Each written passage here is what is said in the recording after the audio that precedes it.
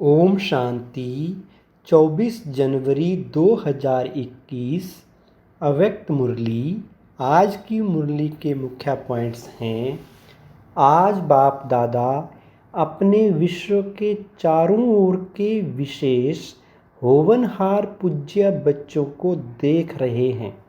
जैसे इस शरीर में नूर नहीं तो जहान नहीं, ऐसे विश्व के अंदर पूजनीय जहान के नूर आप श्रेष्ठ आत्माएं नहीं तो विश्व का भी महत्व नहीं।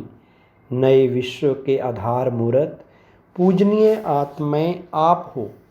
आप पूज्य आत्माएं संसार के लिए नई रोशनी हो। आपकी चढ़ती कला विश्व को श्रेष्ठ कला में लाने के निमित्त बनती है। आप गिरती कला में आते हो तो संसार की भी गिरती कला होती है। किन देवताओं की पूजा विधि पूर्वक और नियमित रूप से होती है और किन्हों की पूजा विधि पूर्वक नियमित रूप से नहीं होती। किन्हों के हर कर्म की पूजा होती है और किन्हों के हर कर्म की पूजा नहीं होती है। कोई का विधि पूर्वक हर रोज श्रृंगार होता है और कोई का श्रृंगार रोज नहीं होता है। ऊपर ऊपर से थोड़ा बहुत सजा लेते हैं लेकिन विधि पूर्वक नहीं। कोई के आगे सारा समय कीर्तन होता और कोई के आगे कभी कभी कीर्तन होता है। इन सभी का कारण क्या है?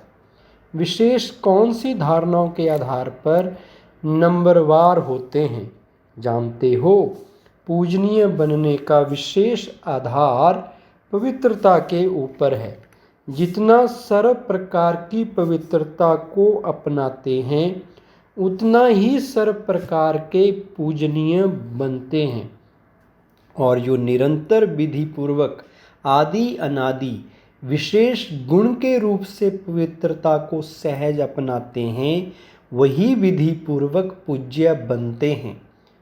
फिर बाबा ने कहा, मानो स्वयं में भी ब्रह्मचर्य खंडित होता है। वह किसी आत्मा के प्रति किसी भी प्रकार की ईर्ष्या व आवेश के वश कर्म होता या बोल निकलता है, क्रोध के अंश रूप में भी व्यवहार होता है तो इसको भी पवित्रता का खंडन माना जाएगा। इसलिए खंडित मूर्ति कभी पूजनीय नहीं होती। मन वाणी कर्म पवित्रता, इसको कहते हैं संपूर्ण पवित्रता।